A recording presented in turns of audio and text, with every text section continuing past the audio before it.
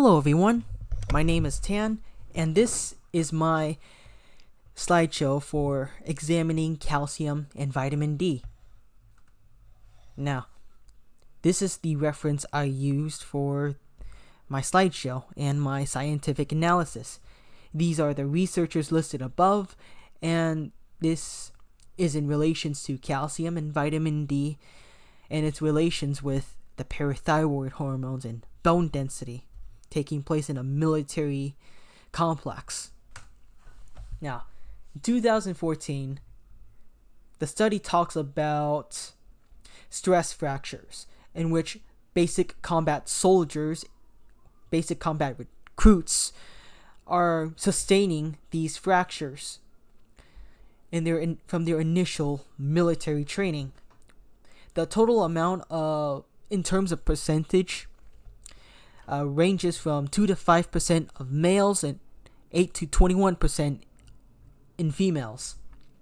Now, due to their intense training, the parathyroid hormones increase.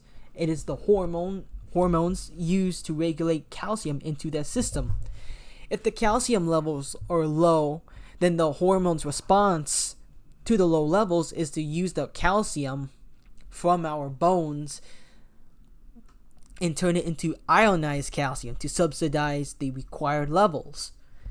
The problem is our bones is calcium, and some of it goes into the extracellular fluid and soft tissue.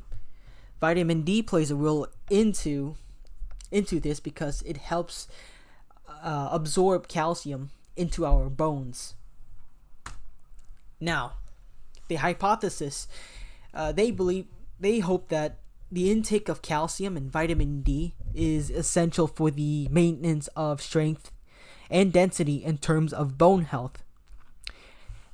To put it shortly, they want to reduce the number of sustained fractures.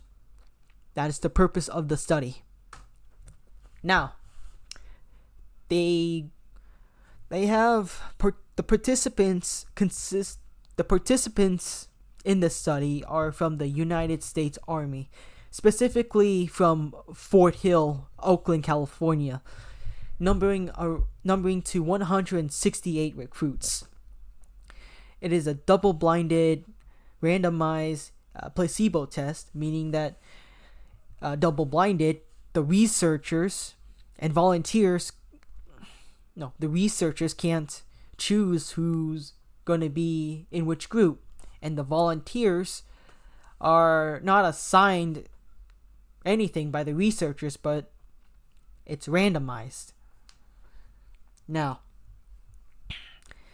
the volunteers are split into two groups, that being the placebo group and the calcium and vitamin D group.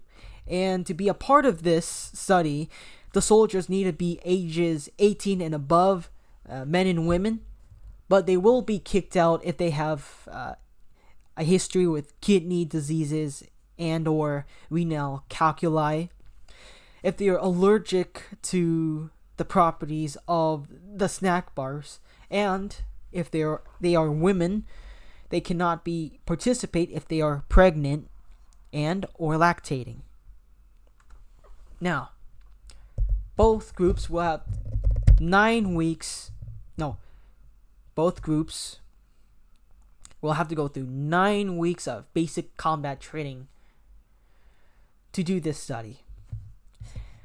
It is physical and militaristic, and how they were assigned to these groups was the use of a computer generator that randomized who's going to be who, giving the soldiers volunteer IDs for statistical analysis. Now, their responsibility is to consume 2 snack bars daily, 14 bars a week, called combat feeding directorates, from mid-morning to mid-afternoon. Now, both bars contain 130 to 140 calories, 23 to 25 grams of carbs, 5 grams of fat, and 1 to 2 grams of protein, but with one difference.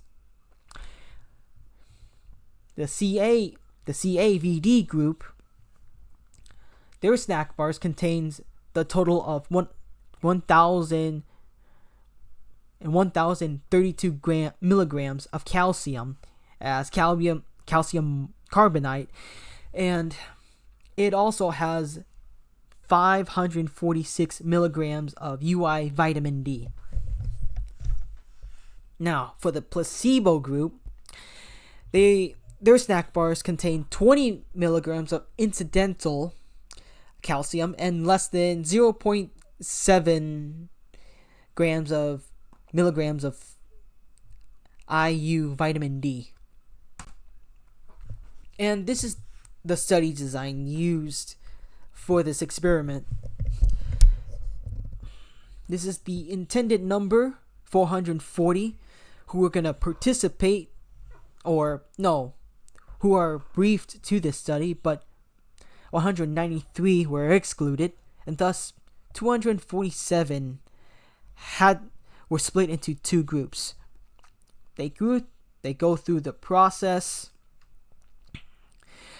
Some didn't discontinue, others lost track and didn't follow up, and thus we are left with 85 placebo participants and 83 regular participants, numbering up to 168.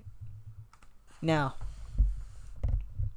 the samples needed were collected pre and post basic combat training to confirm that they have completed the study. They need to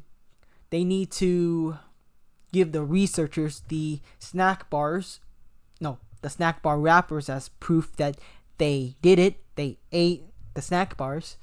Their dietary intake was taken in consideration in the forms of questionnaires and blood samples that are measured through several advanced machines.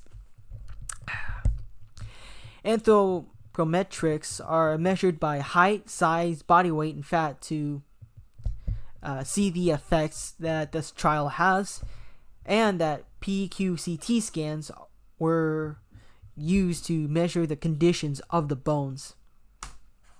As a result, both groups didn't change significantly or at all in terms of anthropometrics, but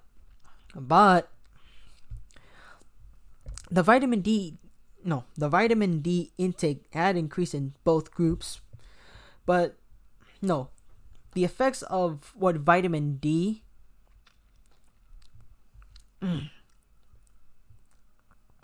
my apologies.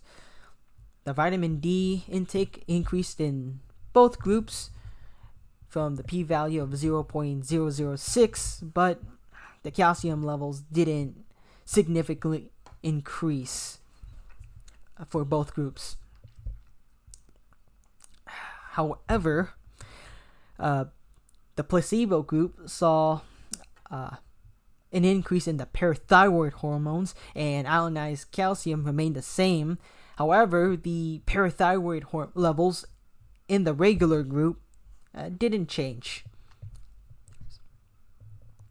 There was also an increase in circulating osteoprotogerin, which is also known as bone resorption.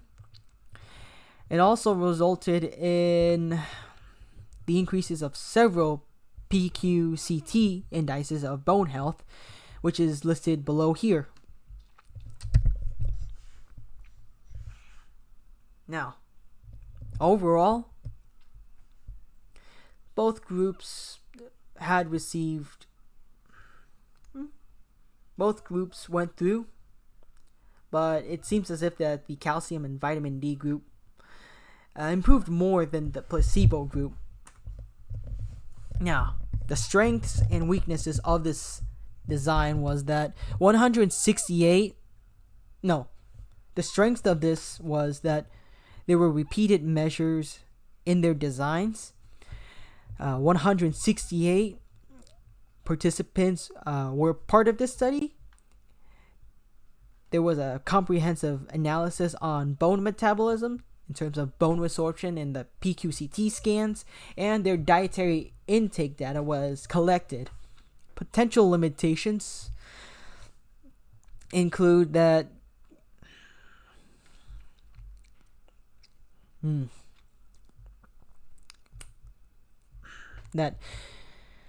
no stress fractures were collected in the outcome, as it's more of a preventative rather than a fix, and that there were group differences in the vitamin D metabolites at the baseline. Now, what does this apply to? I personally believe that this applies to people who have problems with stress fractures, regardless if they are part of the military or not.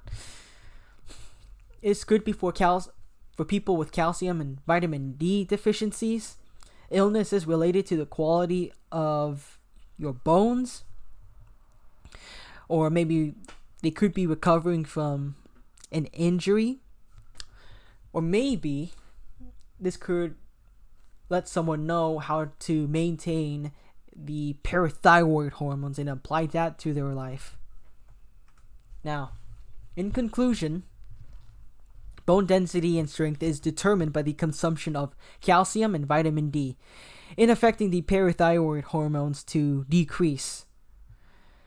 From all of this, the maintenance of calcium and vitamin D intake for bone density and strength can help reduce stress fractures in relation to the parathyroid hormones. There were slight changes to the bone formation in minute details. No, changes to the minute bone formation were measured, and that bone tissue responded to the intake of calcium and vitamin D. In the future, I hope that this study could be repeated again, but with stress fractures measured this time, so that we know pre and post basic combat training that there were changes, there were effects from nutrition. Thank you for listening. Goodbye.